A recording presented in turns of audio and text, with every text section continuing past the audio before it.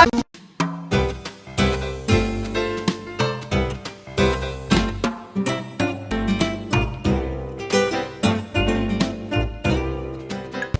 everyone, this is Damaris Ramos, your host for Latina Role Models. And today I want to say some special thank you to Uriel Rey Olivo. He did my hair. Hope you like it. I love it.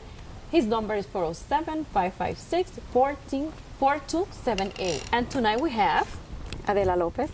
Adela Lopez. Such a pleasure. So Adela, tell me, first of all, how do you find out about us? Well, I happened to meet Mr. Danny Ramos at an event for a candidate. It was a community living room meeting this candidate had, and I was able to meet him with Soraya Andino from Misión Boricua. So we'll talk about Misión Boricua, but I want people to know your story. Tell me your story. So basically, I think where we start is I'm a native of Orlando. My parents came from Puerto Rico a long time ago.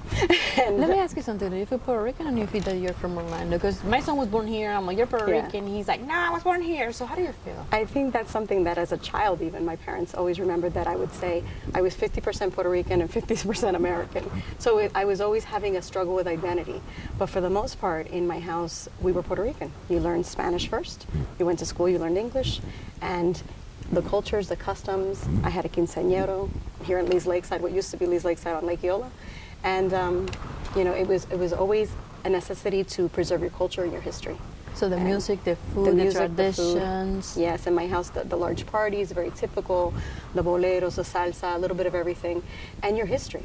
And it was important to know a little bit about, you know, where the island derived from and how my parents ended up here, and all the details in terms of the politics and whatnot was very important in my upbringing. I have a lot of uncles in Puerto Rico that would send me books and history books to keep up to date on what was going on. So you visited Puerto Rico a couple times. Often, and how was it when you went there? Because like you have Puerto Rican parents. At home you're eating the arroz con habichuela. Claro, alcaburria, todo eso. Todo eso. So then you go there and then you have all these places, all Puerto Ricans. How was it?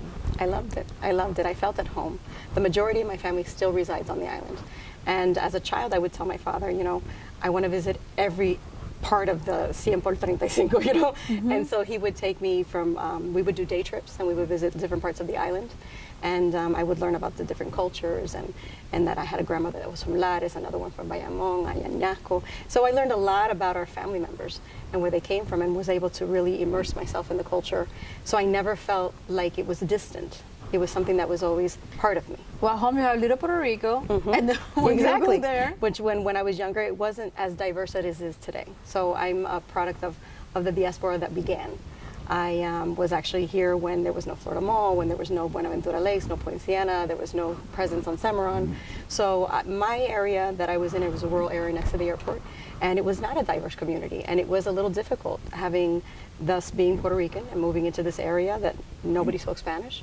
And so my father was very, very clear in terms of we will engage and we will learn from each other. And that was very important because I never saw us as being different, if not unique.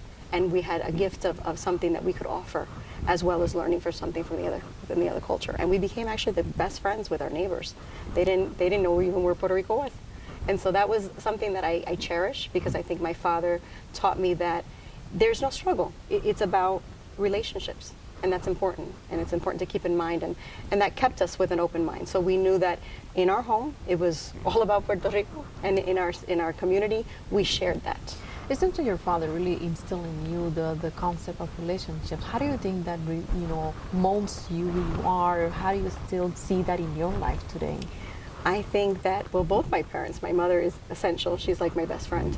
And I think with both of them have created this so that now when I look at the world around me, I am not afraid to engage with people. I'm not afraid of the differences that we have. So a lot of what we see in this political climate now about, trying to come in into different cultures and this friction, I guess I could say, is something that I feel very comfortable with because I feel like, there's a way around that. There's definitely a way around it. There's a positive attitude that we can have to deal with that. And he's taught me that. So tell me a little bit, so here, you were educated here, so tell me a little bit more. So I was educated here. It's interesting because I'll mention where I went to private school because it was St. John Vianney, and my daughter's actually at the same school now. So a lot of the teachers that I had, she's actually having now. And so I'm really active with the How the old school. your daughter? And she's 11 years old now, and Okay. I also have two stepdaughters, 12 and 14. Okay. So I'm very blessed with a beautiful family. And so woman, woman. you know, yeah, I'm a mother, I'm a wife, you know. That's cute. And so you try to do it all, but I'm a regular person, you know. So growing up, that foundation of faith and education led me to kind of be very bold with my parents and kind of battle to go to a public school for high school. So I was able to go to Cypress Creek High School, and at the time it was a brand new school. And from there, What do you think about it? What was your goal with that decision? my goal was I really wanted to try something new. I was always very adventurous, and my parents had a challenge with that because they had to figure out whether or not do we send her continue in the Catholic education, or do we let her go into this environment that's very different, and that it was not a lot of control. At least that's the way they viewed it. How do you won that battle? But I won the battle because of distance. And really, primarily, it was distance, because where we lived was a rural area, and the school that I would go to was farther away in Winter Park. So I won the battle with distance and with discipline, with showing them that I was dedicated to my education and I had great grades. So they allowed me to go as long as the condition was that I would do well. And luckily, thank goodness, a lot of dedication and support, I did well enough to get some scholarships, and along with financial aid, I continued to Valencia Community College in the Osceola campus, which at that time was one building, which is very different today. I visited it recently, and it's beautiful that it's grown so well. And from there, again, another scholarship, financial aid, and I ended up being able to attend Florida International University in Miami. And that's where I got my bachelor's in political science and a minor in international relations. So I had lofty goals at that time to go ahead and continue with law school. I sidetracked a little bit. So when I finished my degree, I came back to Orlando. And in Orlando, I began to work with the Department of Children and Families as a case manager, first with economic services and then with the foster care. And that is something that you just completely get immersed, and there's almost no way out. But it's I'm looking at you Yeah. because I got cases from Yes. them as a counselor and a case manager, so I'm familiarized with what you're Definitely. talking about. So you understand that the challenge I is that it's did. rewarding and exhausting I at the did same it time. years. Yeah. So when I look back, I'm like, There you go. How is it that I got that done? I'm Of like, course. But I wanted to ask you about politics. What was your, desire, your motivation to get into the topic? So what ended up there is, as a child, I was always, like I said, my family always feeding me history. We would talk about politics very, very candidly in my house. They would ask me, as a little kid, who's the president? Presidente Reagan, like I would always have an answer. I think my interest is always to serve, though. In other words, using politics as a way of, this is the way that you exercise your voice. And I'm adamant about using your voice in the society and knowing that we live in a representative democracy, and our voice is what matters. We have to utilize the rules of the game. And so with politics, I feel like there's a lot of civic engagement that is possible by the majority and the masses, but I think that sometimes we feel a little overwhelmed with our familial and professional obligations, so that we think we can't do it. And I think for a long time I was overwhelmed, and I sought balance, and I feel like now at this point in my life, my marriage, my children, my family, everything kind of feels like it's in the right places. And I feel like maybe, I may not have a lot of time, but I think I can take a little bit of time and put it into my passion. And I think my passion is helping others and being that voice for them to exercise it within this process, this political process. And so that's what So how you're doing that, how you're achieving, combining these two passions that you have. this major passion kind of was rediscovered. It was reawakened with the aftermath of the unfortunate Hurricane Maria in Puerto Rico. Once that occurred, I feel like it was like taking a blanket off of Puerto Rico and rediscovering the reality that we already knew, I think, a lot of us, and now that the rest of the world is now able to see the disparity, the struggles, the corruption. And so that kind of got me moving. So what I ended up doing was, after visiting my family and delivering supplies and whatnot, and taking my grandmother, who is now 95, home with me to Central Florida, I began to look for different organizations to become involved in, because I knew, this migration is coming. We're going to have a great deal of Puerto Ricans here, and I think they need to learn about the So let's go back to Puerto process. Rico during that you visit them, and then we'll talk about Carlos and your role Sure. with them. How was it when you visited, My cousin had gone first, and then I went afterwards 2 days later, and it was overwhelming. It was something that I never experienced. I mean, I've traveled the world, but I have to say that it was hard to see my home, because remember, I feel like I live in two worlds. Orlando's my home, but Puerto Rico's my home. So when I went there, I couldn't even recognize where I was from. So even if it was Bayamón and people think that, there were worse areas than others, but the one that I identified with being my home didn't look like it. I actually was lost when we got there on the street. And to see the people struggling just to get basic necessities like water, and knowing that my grandmother lived on a street where everybody was about her age. They're on the 80s, their 90s. They all have caretakers that come in and help them, but for the most part, they can't run a generator. So think about 4 months without power. That is something at that time we didn't foresee.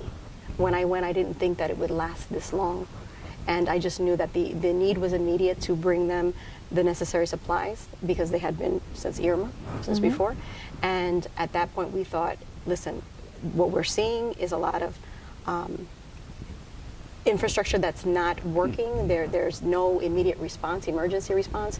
And so I had to very delicately have that conversation with my grandmother and say, you know what, you're going to have to come back with me because we don't know what's going to happen here. And it was the someone unknown. has been there all their life, it's hard to make the decision because they're living, they're just walking away from their life. Yeah. That's all they know. Yeah, it's the unknown. And for us, it was the unknown of what was going to happen, but it was hard to have that conversation because how do I convince her to leave her home?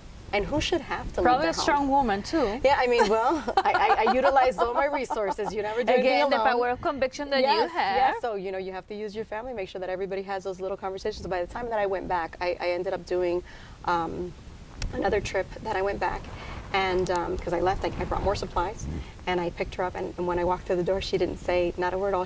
She did say, my bags are ready. So she knew. She knew I was coming at her.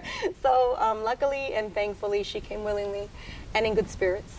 And she's doing beautifully now. She celebrated her 95th birthday here. Awesome. On Christmas Eve, and we had a beautiful party for her. I mean, it was a pleasure to do it, and it was a little bit mixed emotions because you wish that you could bring her home, but home is where the heart is, right? Family Where the is. family is. So we're here together. So what is it that you're doing with Casas? Tell me.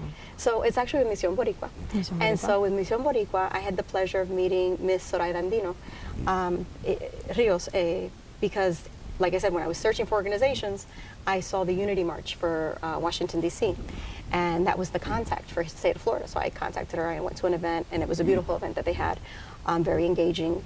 And at that point, I realized that they were not going to be able to go to D.C. that weekend. And I was a little disheartened because I felt like the Puerto Rican diaspora of Central Florida should be represented. I went on my own with my daughter and my husband, and we participated in the march. When I came back, I reported to Misión Boricua. And we kept contact, and I continued in their meetings, and also different other organizations, just kind of visiting and volunteering. If someone wants to contact you, what it would be a way of contacting you? Well, with me, it would be Adela Lopez at Gmail. And I also went through the Misión Boricua page. So there's actually a Misión Boricua on Facebook, and also misionboricua.net. And so we're in the process of updating that. It's just, what it is basically regular volunteers. And I mean regular meaning that they're people that have families, jobs, and I want to do something good. Because I know, we're running out of time, but I would like people who are looking at you, what would be your recommendation for women out there that are looking at you, that are like, wow, what an amazing job she's doing? What would be your advice? I think that making sure that you have a strong faith in family, education, and I keep 2 quotes on my desk at all times since I was very young. And it was, do all things through Christ who strengthens you. And also be the change that you want to be that you want to see in the world. And so that's important. So this is why the civic engagement is possible.